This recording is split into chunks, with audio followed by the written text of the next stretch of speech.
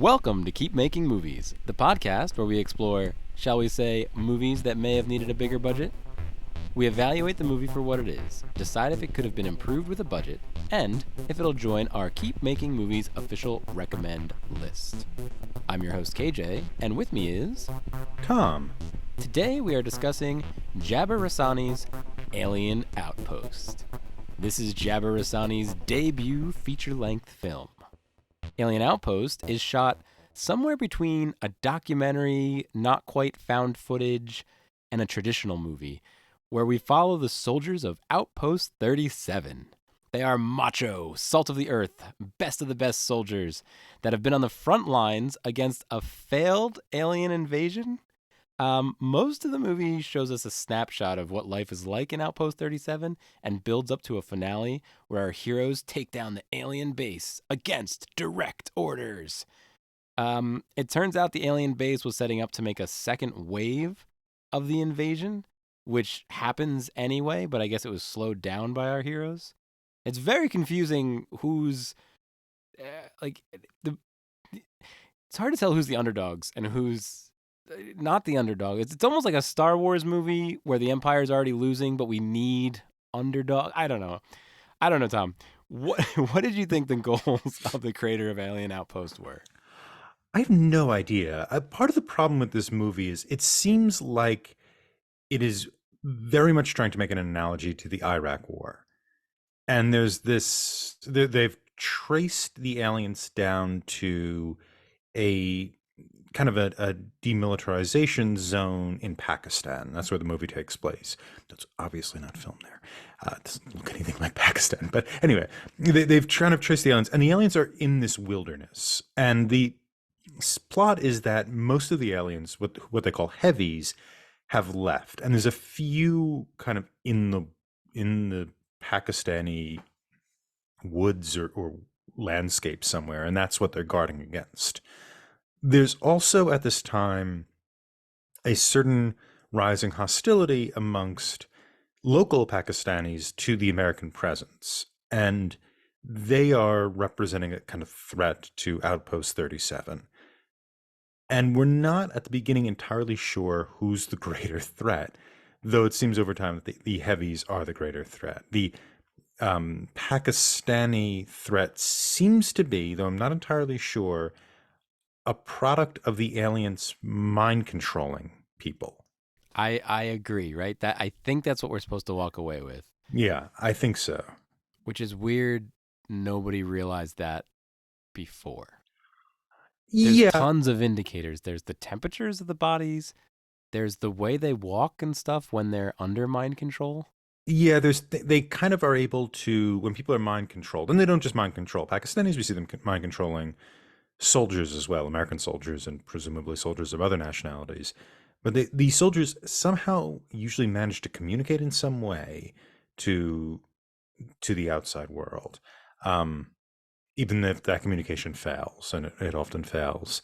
So I think that's what we're supposed to get away with. And I guess, yeah, they should have maybe noticed something odd is going on, but they never do. I guess when somebody's firing a gun at you, you don't really note very much. But that seems to be that's the conflict. And you think this is something to do with the Iraq War and maybe the relative importance of the Iraq War to the Afghanistan War at this time, 2014, when this movie is made, because this outpost they're in is supposed to be sort of forgotten. It's the most dangerous one, but it's also where soldiers go in a war that's kind of over.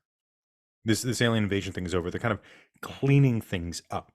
And yet what people don't realize is when you try to clean things up, the war isn't over. It's not over for these guys. They are engaged in this kind of daily conflict. And that was sort of the narrative we got with the Iraq War compared to the Afghanistan War at this point, a little more than a decade ago. Yeah. Mm-hmm. That is what I thought they were going for. And I guess if you follow that line, we should appreciate the soldiers who are still out there doing their duty, even when they're not in front of a camera or something like that. I thought the movie might take a more critical approach to these sort of military engagements. I don't see any evidence of that in the film when you watch it all the way through. The soldiers are the heroes. They're doing the good. They're doing the Lord's work in cleaning up these aliens. The Pakistani people turn out not to be the enemies. They're also kind of victims of these aliens. So I think they're also attempting to side to dance away from the potential mm, accusations of bigotry or racial insensitivity with regard to the Pakistanis. I don't know how successful they are with that, but I think they're attempting to dance away from that. But it is kind of hard outside of that reading of it's about the soldiers who are continuing to fight wars that we think are over. That's what I think they're going for here. And I think that's what they're kind of saying. I think that idea, the soldiers that are still out there, that makes a lot more sense than what I thought the goal of the creators were. Which, from a movie making standpoint, it's kind of cool that they're making an alien invasion movie without showing the aliens. Except then they do show the They aliens. show So them a lot, yeah. I know, right? And in my memory of the movie, I had watched it 8 years ago. I thought we never did see the aliens. So that was the movie I remembered watching. I feel like if it wasn't Raisani, who I think you had pointed out last week, may have taken over for the new Avatar: Last Airbender show on Netflix. I think he might have done special effects for Game of Thrones. I think he's a special effects He's a guy. VX guy and has Yeah. been for a number of projects. So I think my idea that it was a movie about an alien invasion without showing the aliens doesn't hold up, but I thought that's what it could have been. But he's a special effects guy, so he probably did what he could with the special effects. I also think they just wanted to make a super, super macho movie, right? They're always playing pranks on each other and showing you how it is when you're hanging out with just the guys, and how cool it is to be American, right? We know what the orders are, but we make the right decisions anyway. And if we have to get in trouble for that, we own up to that mistake. And like that seemed to be a recurring theme as well. Um, Going against orders, it either worked out or didn't work out. But either way, you're cool, bro. We're cool now, bro. We understand that we either should or should not have followed those orders. Yeah, that's a fairly old trope. You see that amongst a lot of military things, science fiction, etc., where it is the noble hero who has to, in order to do the right thing, occasionally buck the system. That's a fairly common trope, and I think also the kind of broiness that you're talking about, which can get kind of annoying after a while, mostly because we get it, we get it. It's like it's tough out here, and so you have to develop a hard outer shell. That stuff can get a little annoying, especially since it isn't organized. I think that's the problem with it. I don't mind that because those kind of circumstances, I imagine, breed such behavior. It's probably necessary. But usually with these kind of movies, you see this sort of outsider who comes in and has to become acclimated to this brotherhood. And becoming acclimated to the brotherhood is necessary for survival. So they're tough on the people because they want them to respond in such a way as to adapt to this extremely dangerous circumstance in which they're in. So it seems like a kind of cruelty or a hazing or whatnot. As it goes along, it turns out that it's a form of almost like survival training that then becomes a sort of expression of love amongst these brothers, right? They're able to bond that way. Does it? I mean, Not in I this think that movie. was their goal. Okay, good, good, good. No, no, Okay, no. I'm saying yeah, that's that's the the goal. Yep, archetype. absolutely. Yep, got it, In this got it. movie, it's just not organized in any way. And so you have these three outsiders, and you kind of forget who they are. They have one who's very young and unrealistically carries around a picture of his mom, which he kisses a lot. And he's the one who's teased very often. And at one point, the sergeant or the more senior officer sits down with him and goes, "I know they're giving you a hard time, but let you know, those men will have your back every day and twice Sunday." And you get this point, like, okay, this is the turning point. This is the point where he gets accepted and then he does something to justify his acceptance into the group. And you see this in the next scene. He's out there and one of the guys who's teasing him offers him either marijuana or a cigar. I couldn't tell which, but that's what he offers him. You see, okay, there's a bridge being built here. Now he's going to do something. And then he immediately gets shot in the head and killed, and we're done with him. And so that kind of arc of development, like I said before in last week, that gun, that Chekhovian gun that's loaded, that you see then later, you would hope he's redeemed or he's accepted by virtue of good and brave action. It never comes to be because we kill him off. And since his only definable trait is that he has a sort of Oedipal relationship with his mother, apparently, we don't know that much about him, so we don't care that much that he gets killed off. We don't have that kind of affection for him. And it just doesn't work, I think. And I think that's an example with you're saying where it's very, very broy, where I think the annoyance comes from it's not doing anything. The broiness isn't organized in terms of character development. I agree, and I think we're already talking about it. But Tom, how do you think they did with the money they had in Alien Outpost? I don't know. The aliens, the heavies, they don't look great. They look like a PlayStation 2 cutscene, right? They have that kind of they're the same walk. They always have the same expression. They always walk at the same pace. I don't think you ever see them run or Yeah, well, but I'm gonna give them credit for that. I think they had a decent animation, right? A decent GIF, I'll even say.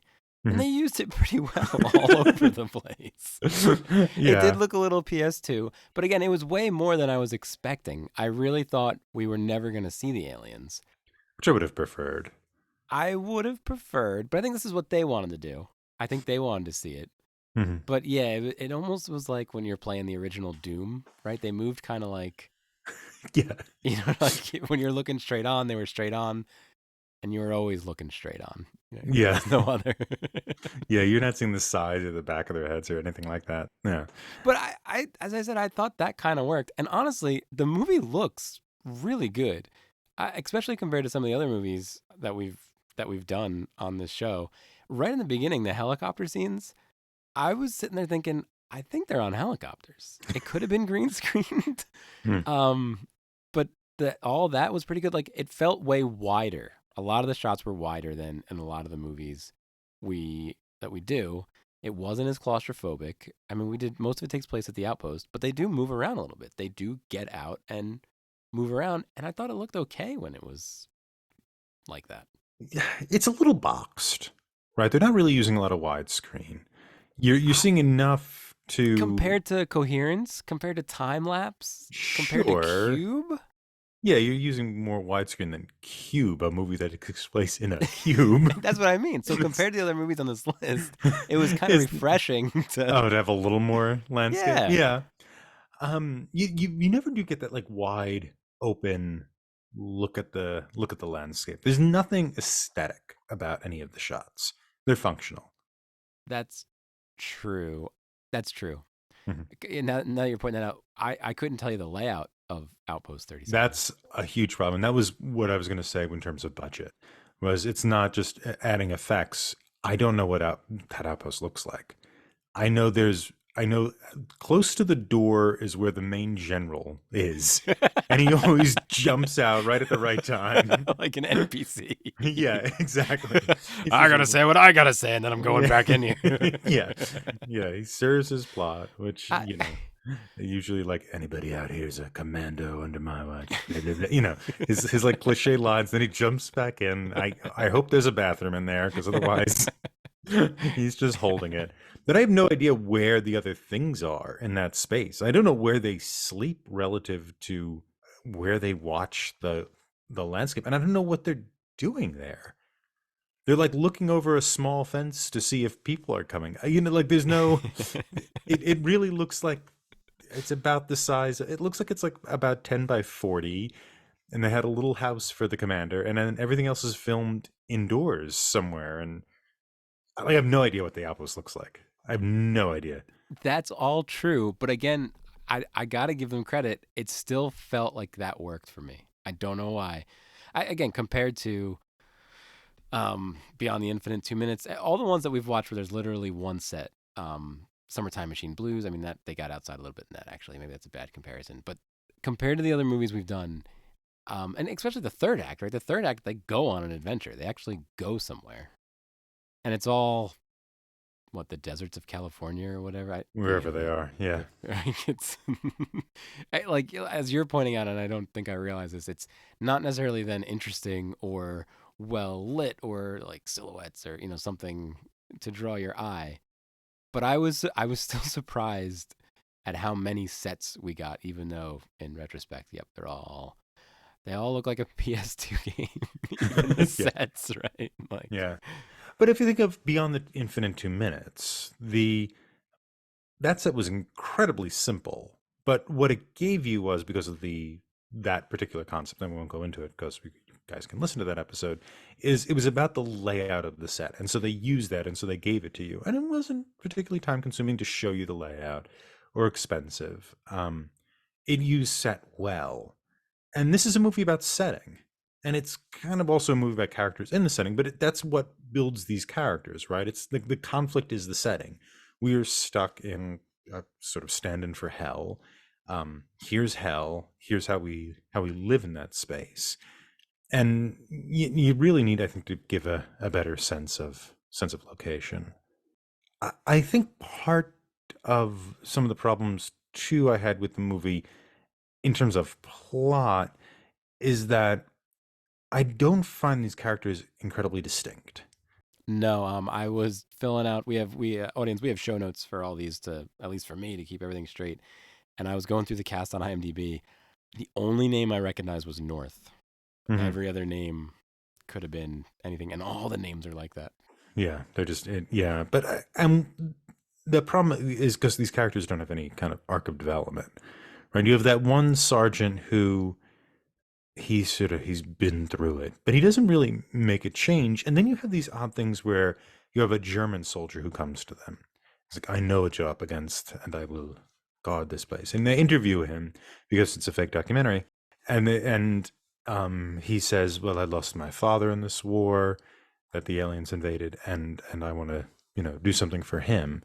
But we never get anything beyond that. We don't get the I thought they were going to do something with his dad that was either going to allow him to rise to the occasion or actually not be as good a soldier as the rest because he has this trauma or there's something else or there's something going on with him or something like that. No, it was Hey, more like, and my dad says so too, right? yeah.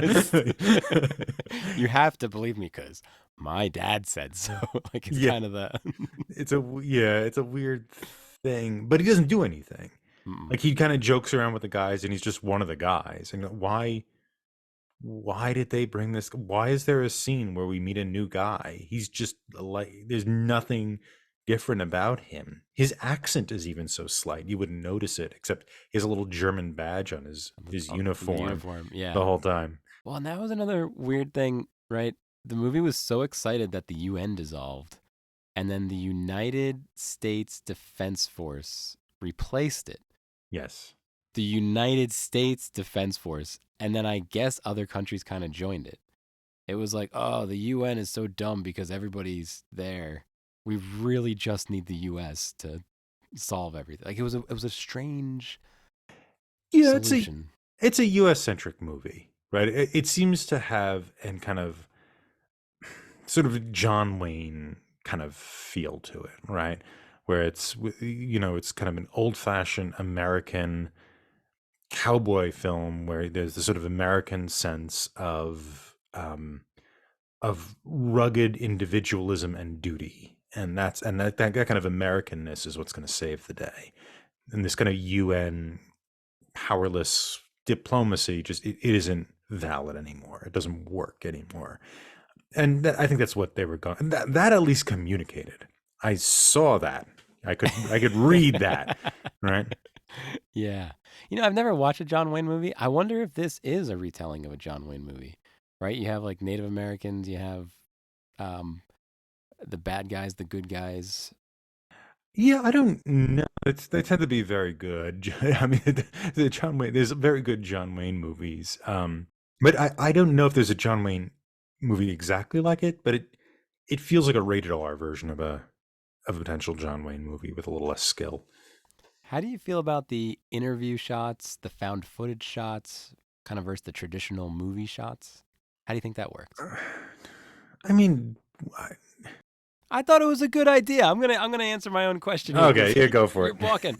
I thought the interviews, I'll say they worked, but just to like give you a break from the guns firing. Like Hmm. I thought in terms of pacing, I liked that we cut to a nice calm. All of a sudden their ghost died and they're answering questions as if they don't know the answers to anything. But it was a little strange. But I liked the pacing of that. And then one thing I did like about I'll call it found footage, but it wasn't really found footage. It was news reporter shooting, like pre-edited news reporter shootings. I don't know what you call Hmm. it. Yeah, Um, I thought it was embedded journalism. Embedded journalism, great. I liked those. I don't know why I like this, but every time there was an explosion or whatever, there was kind of like a MPEG effect on the video, as if the camera was struggling there for. Mm. I thought that was pretty well done. I thought that was Ye- subtle enough. Yeah, and apparently when the aliens shoot their razor laser guns or whatever it is, that creates a kind of sonic disturbance, and so the camera would kind of flash or lines would go through it when the aliens shot their guns. So they were conscious of that. I guess I'm. It works as well. I just don't like. I've not seen very good found footage movies. It just comes off as hokey, and in this, it doesn't make sense because the guy in the end of the movie, the guy who blows up the alien ship that's sending signals for the second invasion, he's the journalist, and so he falls and drops his camera and then sets off the bomb. Which am I interested? Did they pick up his camera? Or was it streaming Was somewhere it stream? I guess so, but I was in just going like 2014? I mean, it wasn't 2000. Right, it was a little bit in the future, but in 2014, would they have been thinking about 2032. Yeah, streaming? Right? Yeah. yeah. So it's and I'm like, did they take his camera? Why? But I think it's always the found footage thing. Always is a sort of gimmick that. What does it give you that not doing it gives you? Again, the pacing. I it it I've not seen a lot of found footage movies. But the first Hunger Game movie, when it starts, they're doing shaky cam. I'm like, why are they doing shaky cam in the Hunger Games movie? And then when they start showing kids killing each other, I'm like, oh, they need the shaky cam so that they don't show the kids killing each other. So then it gives it a more on the ground feeling. And I thought the movie did a pretty good job of moving between interview, that on the ground feeling, and then just more traditional movie. I'll call it a wide shot. It wasn't that wide, but a stable cam that kind of showed you what was going on. I actually thought it did a pretty good job between those three. And yeah, I suppose I think of the Jason Bourne movies, which does a lot of shaky cam, and I think it does it really well. But it doesn't have to deal with the kind of silliness of this is really happening or this is camera work. You could still integrate that sort of rough and tumble style, that handheld style, without having to do this thing where people are talking to the Turn that cameraman. camera off, or you can ignore the camera. It's fine. No Yeah, or cameras in here's here. yeah, this gun is that type of thing, or the camera has to fall and they have to explain how there's a camera in the car and a camera in the apparently the reporter is running in with the three guys, Right. To take um, down the alien it always ends base. up becoming like this is a little silly, and I think that the interviews, while it helps the pacing, it kind of chills out now and then where you're able to talk to these guys. You get nothing from those No, interviews. I know. It's such a The shame. interviews are I can't remember who was interviewed on what topic. I you know the and like when the guys they show a cut at the end of the guys who died, like I didn't even realize two of those guys Yeah. died. But you have just kind of they're spouting cliches in those interviews Hmm. basically. That's it. I don't really have a sense of who those people are. So the interviews don't, even though they're kind of I think a canned way of constructing character. Well, we'll interview the character and he'll say what he thinks, as opposed to them doing things which reveal their character motivations and their personalities. Even with that handicap, they're not revealing those characters. Just everybody's a good American soldier Right. in the doing the American thing to keep us safe from aliens. And zombies. Do you think a budget would have helped this movie? I think yeah, I think so. Um, I think you would have had more space to move, more settings for them to travel to. I actually think the movie is you'd been able to develop more set pieces, I think. That's something that's lacking in the movie because the settings, the two major settings are the outpost and then when they get to the alien transmission station, they're neither of those are inspirational settings and they're the only two ones. And the outpost stuff is what happens there isn't that interesting. I mean, there's an attack in the beginning, then the Pakistani man who they become friends with, he kind of goes in there and attacks them a little bit. Um, I think an alien attacks them, and whatever. There's nothing very interesting happens there. The more interesting stuff happens at the second site, which is the climax of the film. I think with a budget, you would able to put some more action set pieces in. Sort of like, oh, we here's a place we have to go to learn about where the transmission station is or learn more about this that the fact that this is not the only invasion. There's a second invasion planned, and we just happen to be in the outpost that allows us to uncover that fact.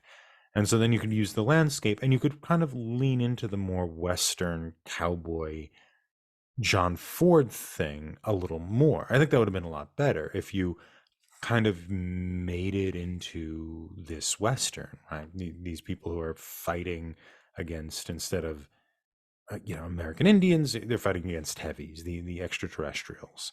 And regardless of what your ethical problems might be with that, at least it's a movie. At least it's something there. I think that would have improved it um, quite a lot. And I think they need another set piece. I don't know. What do you think? I think the movie would have done better with less money. I think they would have had been more creative with the story beats and the storytelling. Right, lose the visuals on the aliens, and honestly, where I thought they were going was that the aliens invaded, started to mind control the heads of the nation, so then the aliens could leave because they already did what they wanted to do. So the ones that were still left here were just shepherds. And I thought the big reveal was going to be just like the zombies that are like attacking them, right? These mind controlled locals that are attacking, they're getting orders from mind controlled aliens, and their whole thing is futile. It's just it's here to give them hope as they're as the aliens are whatever the reason they came to Earth, they're accomplishing that goal. That was the only reason I could imagine the aliens would have lost in the first invasion was that they actually succeeded with what they wanted to do was take over. So, and that's obviously a different movie. So it's I'm also completely changing. But I thought a smaller budget would have forced them to do something more along those lines, not as direct, not as straightforward, a little more Twilight Zoney or something like that. Yeah, I think a Twilight Zone. That's what I thought was going to happen. I thought there was going to be some more Twilight Zoney stuff when you have the soldier. First of all, I think it's the Pakistani friend who initially attacks them, and then when they save the soldier and he attacks them and they have to shoot him, which they do very quickly. Yeah. Well, Shoot him right away. well, because they have the temperature thing. I don't know why they didn't shoot him immediately. Yeah. Right. So the first time we see I'll call him a zombie, is they're for some reason on the march talking to some locals, and this other local shows up and he's walking weird. They don't have a temperature gauge at that point, and maybe post COVID-19 world we all have temperature gauges in our house. So maybe I'm just thinking everybody should have a temperature gauge. But as soon as their temperature is 60 degrees instead of 90 degrees, you shoot them. They're under control of an alien. Whatever. I Well, I they don't don't know at that point. With that kid during the goat scene, Yeah. they don't know Right. anything about That mine. they don't. They don't. But when Salim shows back up, they're watching him. They're like, man, there's something off. His temperature's low. And they're not acting like it's the first time they saw it. They said, oh, this is classified information. We can't tell them that the temperature's low. So that's why I thought it was going to lead to a bigger A bigger thing. conspiracy. Yeah, and they set it up with the security forces. Yep. There's the Right. security forces in white who come, and they're just like, "This is our Yeah. territory now." Right. Like, why? To show Well, how it's macho about, you are. Like, no, you got to stand up to them until you get the orders from somebody above you. Like, that's and then then they eventually have to stand down. But even in terms of plot, I thought, okay, this is going to be where the kind of plot folds are, right. right? Is that we're going to learn, oh, there's something going on between the heads of state Mm-hmm. or some powerful Yep. agency or individual and these aliens, and maybe the aliens aren't really the bad guys that they're whatever. With the security forces, I don't know why they're there in the movie. We never see them again. I don't think they do anything. Like I look back on the plot, I'm like, oh yeah, that scene. What was the point of that? That's a loaded gun that just never gets fired. It's another one. Yep. Yeah, I don't. It's bizarre that no one ever thought, hey, why is this in the movie? Why did you have this scene? And I think to your point, if we're rewriting the movie, which I think is fine, um, I don't have a problem with it. I think that's far more interesting to be like more of a Twilight Zone thing. And Right. that would be the other way to go, right? Either you cut the budget and it's like, I'm sorry guys, you have to get clever. I know you're a VX guy, but you got to get clever with this. You don't have the budget to even show the aliens, never mind laser fire and whatever other fake ammo and whatnot. That stuff looked good too. I gotta say, but The gunfights look fine. I think they looked fine. I Mhm. think the settings didn't look great, but Mm-mm. I No. think they actually the choreography between the soldiers and the gunfighting looked good. Yeah. Um, but so you could either go with the budget cuts where you're just not showing that stuff, and we have to uncover a mystery, or you jack the budget way up and Right. make it, an Independence Day style picture. Cowboys and aliens. Yeah. Exactly. Yeah, Yeah. I guess if you brought the budget way down, it would be almost more like Reservoir Dogs, an yeah. alien invasion movie without the alien invasion. You're showing the Mhm. aftermath or the yep. And again, my interpretation, as I said before, is I, as far as I could tell, it's like when you think the war is over, the war isn't over, a la Right. Afghanistan, Right. which I think is, Mm-hmm. Mm-hmm. that might be what he's going for. And considering the sort of ethos of the thing, I think he does want to appreciate like the American soldier who's in danger and nobody really realizes it, right? Yeah. It's the soldier who's not in World War II. Mm-hmm. Mm-hmm. Everybody's like, this is greatest generation. They, buy war bonds, support these people. This is amazing. We're going to celebrate them. And then there's a bunch of people in Afghanistan who people have forgot that war was still going on. Right. That makes sense to me. And that's a great idea and a great story to tell. Yeah, I don't know this is the movie to do that. it doesn't do it. No, Yeah. it doesn't do it just because it can't do normal competent storytelling things correctly. So Tom, does it make the recommend list? Absolutely. Sticking on there. I guess not, considering our critiques and the fact I don't. Well, we've said some positive things. You certainly have. Yeah. Um, It's gonna be a no for me. It's really close though, because it's almost exactly the kind of movie I'm looking for, where I feel like we got to see exactly what the director wanted to make. I just there's something there's something about this one that I don't know if it's worth going through if you're going through a list of movies that way. yeah, yeah, and it doesn't do the thing that these KAM movies do that I really love, which is this sort of like small ironies that don't always rise above the level of riability, right? A lot of these movies are that's kind of a little stupid, but they're playing with paradoxes or ironies or things like that. This movie is a big budget Hollywood film without the big budget. Right, which would be perfect for keep making movies, but I I don't don't think think so. it's I feel like the keep making movies that you bring forward are like about the absence of the big budget film. Right? They always feel like closed doors or small or dealing with a surprise ending. Mm-hmm, They feel mm-hmm. very Twilight Zone-y, Yep, yep. right? That's the kind of genre that seems to be emerging from these low budget So movies. maybe this is the anti keep making movie. Yeah, it's Right? It on paper it seems to fit the bill, but mhm. it doesn't. It's it does it in expression. Yeah. Well, it's official, audience. Alien Outpost has not made the list. Maybe we'll watch Jabbar Raisani's other movie, and I hope Jabbar Raisani keeps making movies. I'd watch more of his films. Um, Audience, if you've seen his other one, let us know on social media. We're at Talking Studios, and maybe we'll check it out. You can rate and review this show anywhere fine podcasts are available. For those viewing in YouTube land, If you haven't already, please like this video, subscribe to the Talking Studios channel for all our exciting content, and follow us on social media at Talking Studios. Check out other shows by Talking Studios, including Talking Pictures Trivia, where we explore movies through trivia, Limited Lexicon, where we play through text-based adventure games, Get the Point, where we slowly reveal a movie poster and try to guess which movie poster it is, and Adapt It, where we explore adaptations in various forms. Got a question for us?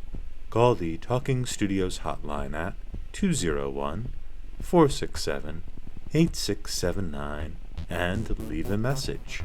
It may be featured on a future episode.